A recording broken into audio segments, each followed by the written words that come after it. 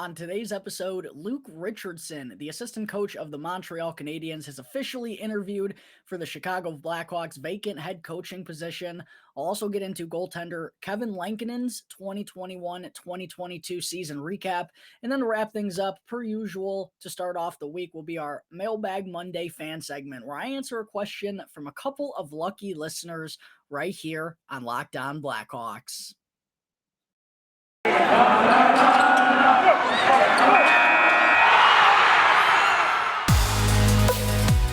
You're Locked On Blackhawks, your daily podcast on the Chicago Blackhawks. Part of the Locked On Podcast Network, your team every day.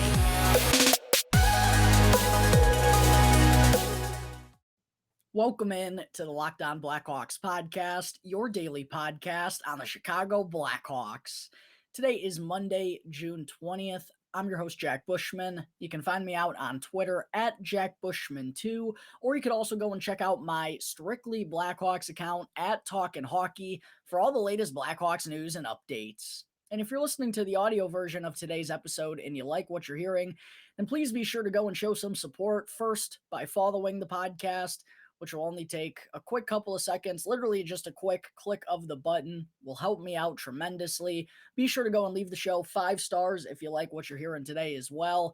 And if you're listening to the podcast through Apple Podcasts or through Spotify, then feel free to leave me a review. I always greatly appreciate getting some feedback from my tremendous listeners out there. If you're a consistent listener to the show and you like what you're hearing, please be sure to go and let me know in the review section. And best of all, it's 100% for free wherever you may be listening to your podcast, whether that be through Apple Podcasts, Odyssey, Spotify, etc. It's all 100% for free. And if you go and follow the show right now, then you'll be able to get the latest episode as soon as it comes out each day. And if you're not already watching the video version of today's episode, then be sure to go and check out Locked On Blackhawks on YouTube, because each and every episode moving forward throughout the rest of the summer is going to have a video version to it as well. So if you haven't done so yet, please go and subscribe to Locked On Blackhawks on YouTube. I would greatly appreciate it. I'm really trying to keep boosting those numbers up.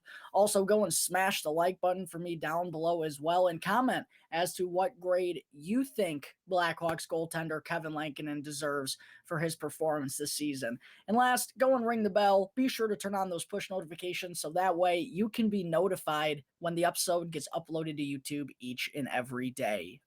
All right, good afternoon, everyone. As always, thank you all for joining me on another episode of Locked On Blackhawks, your one-stop shop for all things Chicago Blackhawks, and for making the show your first listen here to start off your week. But real quick, before I get into the good stuff, I got to remind you all that today's episode is sponsored by Bet Online, which is both the fastest and the easiest way to bet on all your favorite sports and Vegas casino games here in 2022. Bet Online, where the game begins. All right, enough of that. Getting into the show here today, I wanted to open things up by talking about Luke Richardson officially getting his head coaching interview for the Blackhawks' vacant job. It was reported this happened later on last week.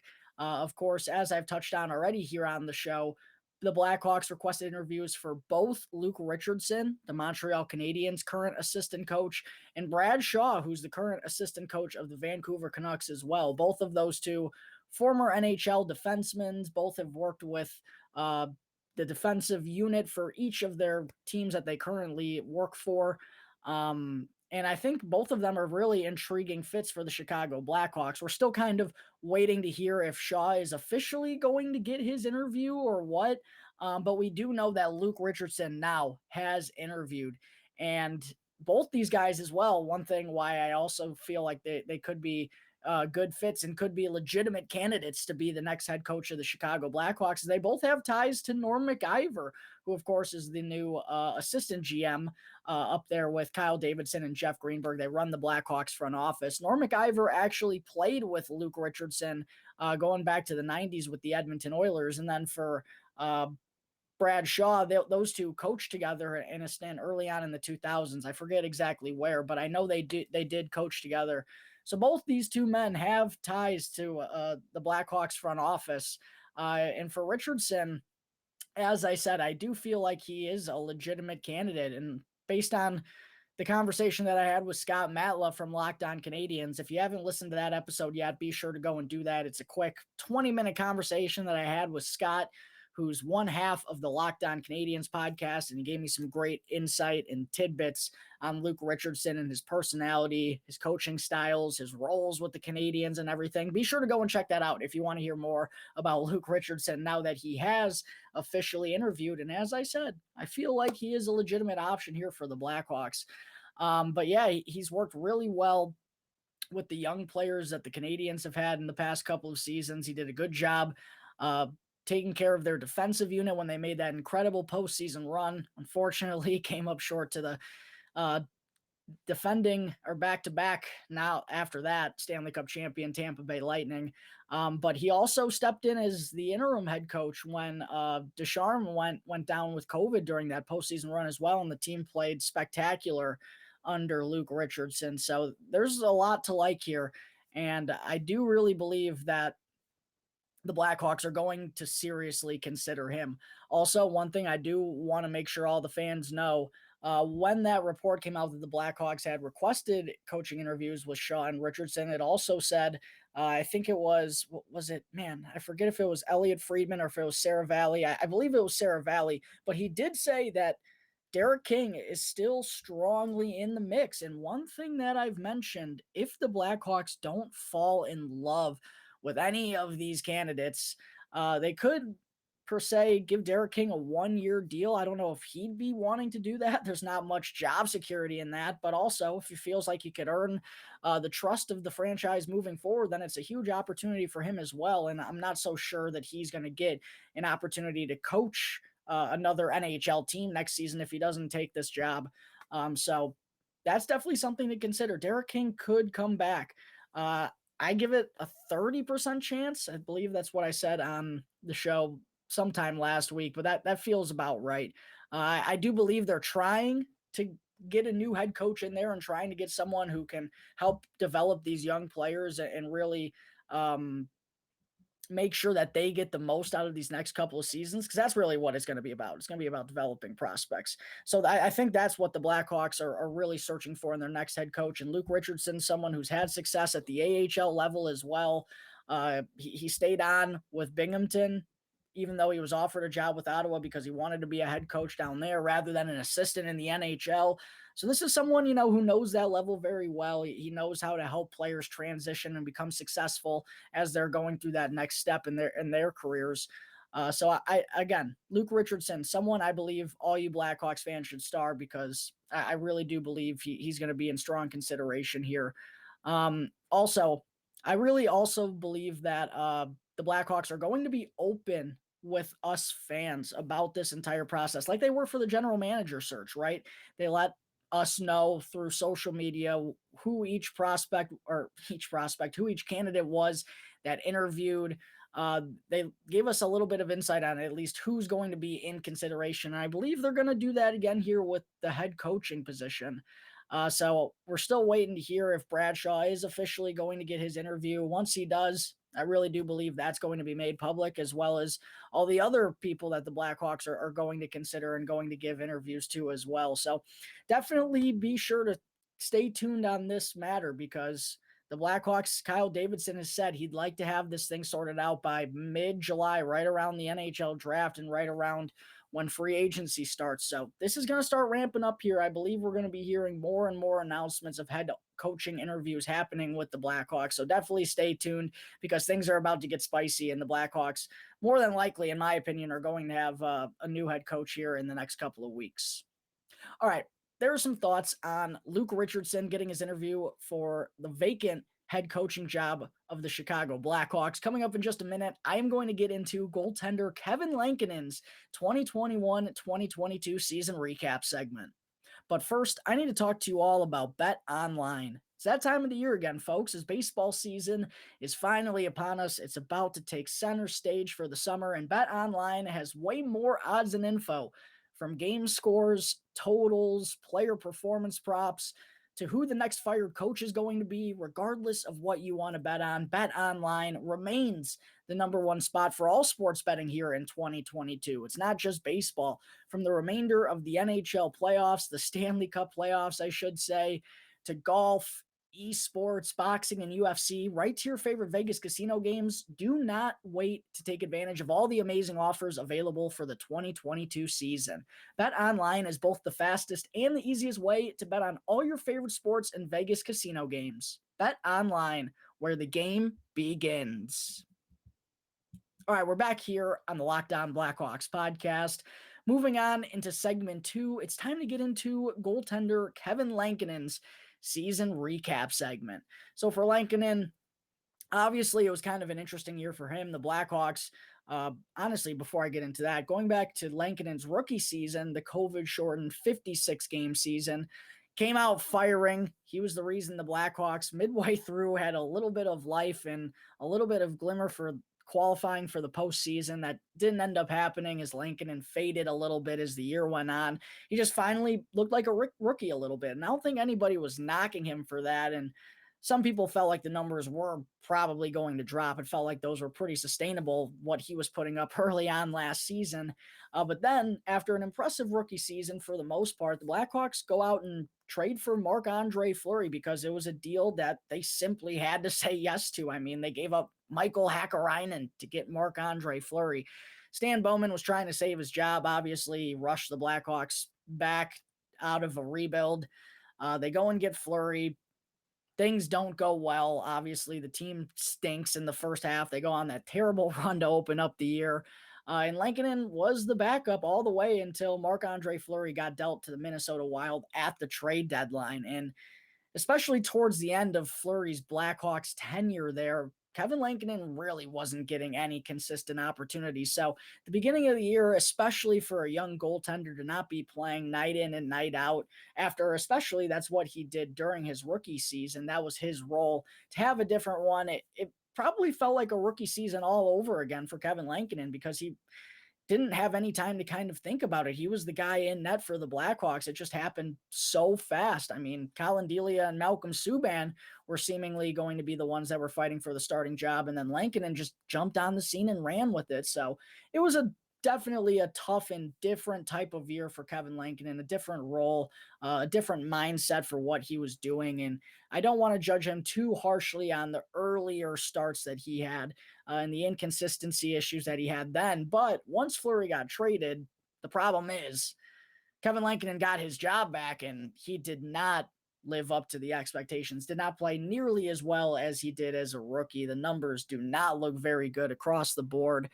Obviously, they're all career worse with this being just his second year in the NHL. But all in all, Lankinen played in 32 games this season. He started in 29 of them, and he had an 8-15-6 record. He won just 8 of 29 games. And there were stretches where he'd only have one win for like a month and a half. And that even happened after the Blackhawks traded Fleury. It was a real big problem for Kevin Lankinen. The inconsistency, the rebound problems, losing his net. I mean, how many times did we see that happen in the second half of the year? I mean, I could name a bunch off the top of my head. The one that sticks out the most was a game that I was at, 8 rows off the glass, right behind Kevin Lankinen against the Buffalo Sabres. The Blackhawks blow a massive lead. I think it was a 4-1 lead. And Tage Thompson snaps his stick on a one-timer with like 4 seconds left. It bounces off the end boards, and Lankinen gets out of position and ends up kicking the puck in for the game winner. And it was like, that is Kevin Lankinen's season in a nutshell. He was just losing his net, not in the position that he should have been in. And those weren't necessarily strengths during his rookie season, but they weren't as noticeable of issues as it was this year. I mean, it was not good. It was sloppy goaltending for the large majority of his starts in the second half of the year. So, and that's what's made for this interesting scenario around Lankinen as we approach free agency. Obviously, he's an unrestricted free agent. The Blackhawks don't have any NHL goaltenders on their roster at this point. And I'm really curious as what's going to happen with Lankinen, because I've had this debate many a times on the show. If he doesn't want to come back to Chicago, I don't know if he's going to get a better opportunity at a starting job elsewhere across the NHL. And for the Blackhawks, it feels like he would be the perfect goaltender throughout this rebuilding process while you wait for Drew Comesso and help to come up in the next few years. Kevin Lankinen feels like that perfect middle ground where at the same time, too, he can also take a bridge deal and try to prove himself and maybe get more money on his next contract. It just feels like a good situation for Lankinen to come back. But again, we're going to have to see what happens because Lankinen will have his say in the matter, and he's likely going to test the market just to gauge both the money and the situations that he could find himself in. But based on the play that we saw from him this year, I don't think many teams are going to be all that interested, especially in a starting role for next season. So I do feel Lankinen is likely to come back. But getting into some more of his numbers here, 891 save percentage for Lankinen this season. It was under 900 for the large majority of the year. And in comparison to last season, even with all the struggles that he had in the second half, he posted a 909 save percentage, and that was up near 920 when he was rolling to open things up. So definitely a disappointing dip there in save percentage. The goals against obviously weren't great as well. 3.5 for Lankinen this season opposed to 3.01 last year. So really solid numbers when the Blackhawks still didn't have a good decor the season prior. Definitely would have liked to see him put together a better season overall, I guess I should say. Also, 0 shutouts for Lankinen, not a single one after having 2 as a rookie. And here's also some interesting analytical numbers. I'm going to take a quick sip of water here, though, because I'm getting a little parched. Goals saved above expected. Kevin Lankinen finished with negative 15.5 goals saved above expected. And he had 1.9 last year as a rookie. So a huge difference there, over 16, nearly 17 goals. That's the problem with Lankinen, right? You could understand that the Blackhawks defense is bad and he's going to give up some goals because they're getting peppered. They're stuck in their own zone. Those things are going to happen. But he also gave up the Ooh, excuse me. Apologies for that, folks. But he also gave up those softies from time to time. And whenever he needed to get that big save, he just couldn't do it. I don't know what it was. He just wasn't able to get that key stop for the Blackhawks in the third period or when momentum had shifted to the other side. He didn't come up clutch nearly enough or nearly as much as he did as a rookie. So, yeah, all these numbers definitely don't look good for Lanks. He had an 898 even strength save percentage, which was actually higher than what he had as a rookie, surprisingly. And the power play save percentage, 838. Which was also higher than what he had last season. So there were some. Oh, just kidding. I had that reversed. The power play save percentage, 838, was better than it was last year. 898 even strength save percentage was not. So again, you'd expect the power play save percentage to be below 900. That is what it is. But the even strength save percentage, that was below 900 as well. So still an issue for Lankinen.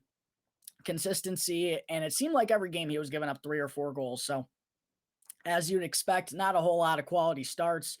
And like I said, you could put some of that on the Blackhawks defense, but at some point the goaltender's in there to make some saves, and Kevin Lankinen wasn't doing that enough on a consistent basis throughout the course of the season. So all in all, taking everything into perspective here for Kevin Lankinen, pretty brutal sophomore NHL campaign for him.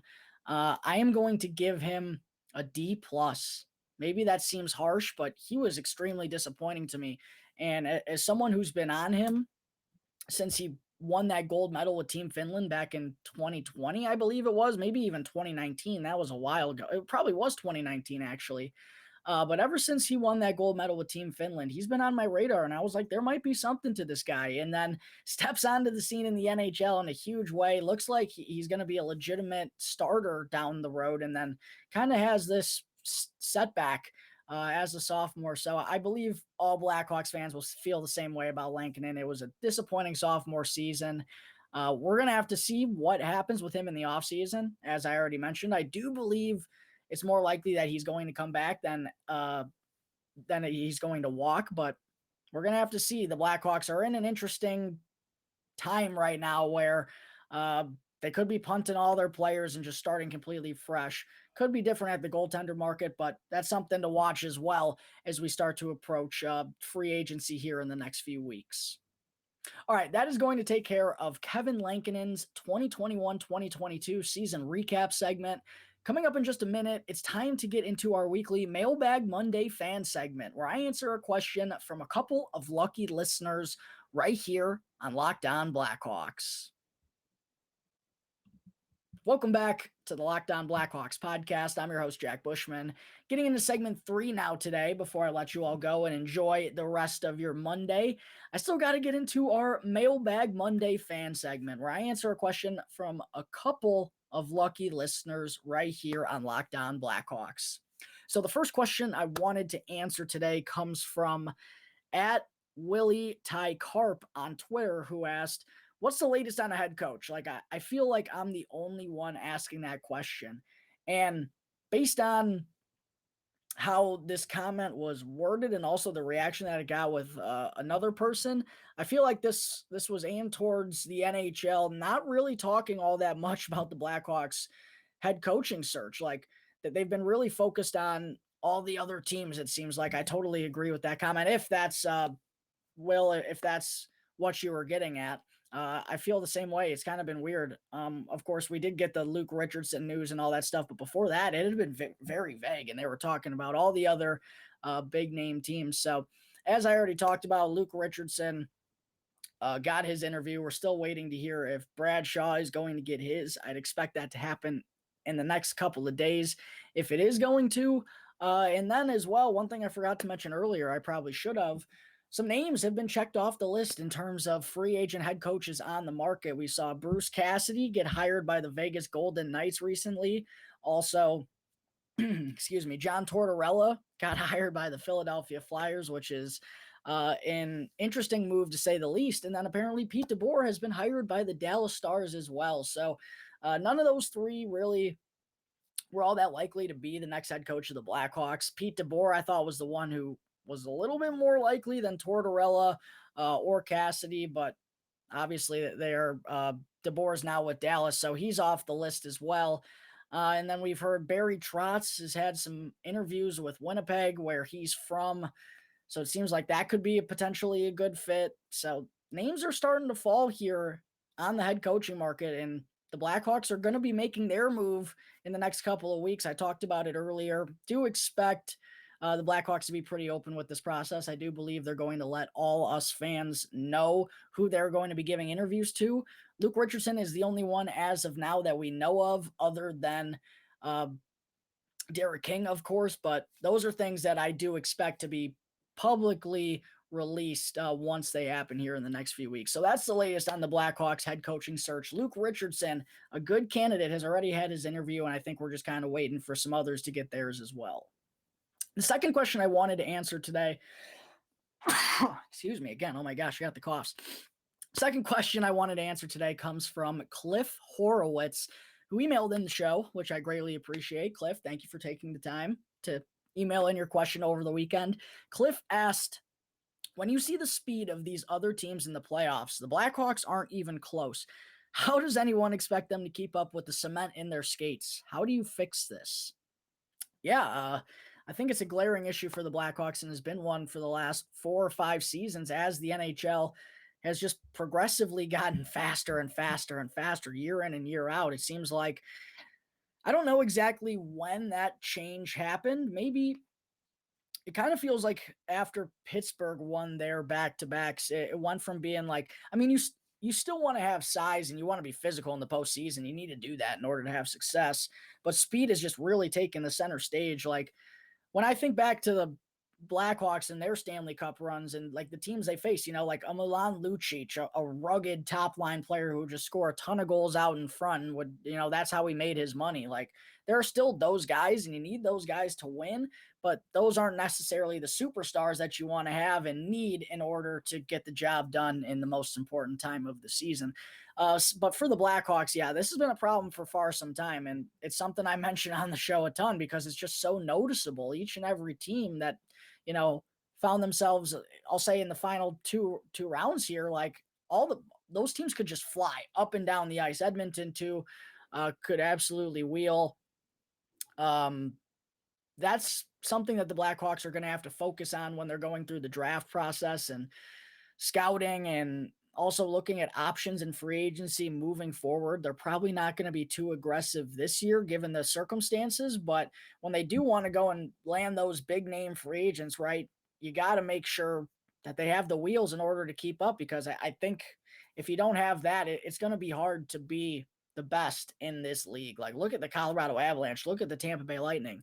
Both those teams get up and down so well. And one comment I also saw on Twitter, I forget who posted it, but it was like watching these Stanley Cup finals. I think there's a lot of GMs out there who are realizing they're a lot more than just one piece away. Like the Avalanche and the Lightning, the way those teams are built, like they're just built to be dominant in the most important time of the season, and they just play with the puck all game long because they're so quick, and the other team's forced to play catch up the entire night.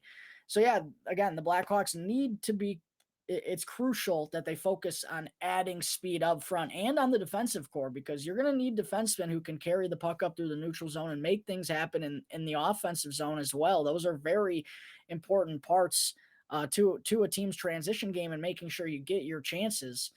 You need defensemen who can be mobile. You need fast forwards, and the Blackhawks don't have nearly enough of that. So it's also another reason why Kyle Davidson could be thinking about, going scorched earth and just starting scot-free, is because the Blackhawks don't have a lot of pieces that fit well with the team they're trying to become, right? Obviously, that's why they're not very good.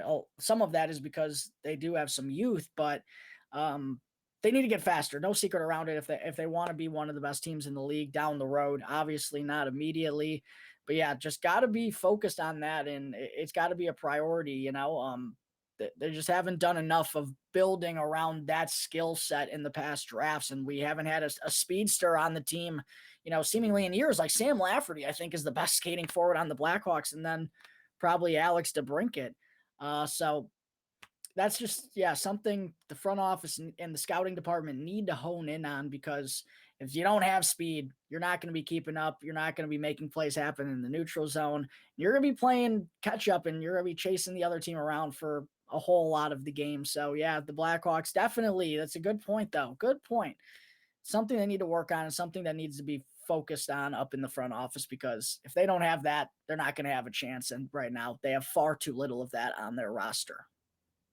All right, folks, I think that is going to wrap up Monday, June 20th episode of Locked On Blackhawks. Thank you all again for tuning into the show, and be sure to go and follow Locked On Blackhawks right now on your favorite podcast app, and go and subscribe to Locked On Blackhawks on YouTube, and you'll be able to get the latest episode as soon as it comes out each day. And after the show, be sure to go and check out the Locked On NHL podcast for all the latest news, odds, and updates ahead of the Stanley Cup final. It's free and available on all platforms, so be sure to check out Locked On NHL right now, wherever you get your podcasts. Once again, thank you for tuning into today's episode. I'm your host, Jack Bushman. You can find me out on Twitter at JackBushman2, or you could also go and check out my Strictly Blackhawks account at Talkin' Hockey for all the latest Blackhawks news and updates. And for any questions at all regarding anything related to the Blackhawks or to the show, feel free to email lockdownblackhawks@gmail.com. You could also hit me up on any one of my Twitter accounts, or you could call 708-653-0572 to leave a voicemail. So until tomorrow's episode, thanks again for tuning in to the Locked On Blackhawks podcast, part of the Locked On Podcast Network, your team every day.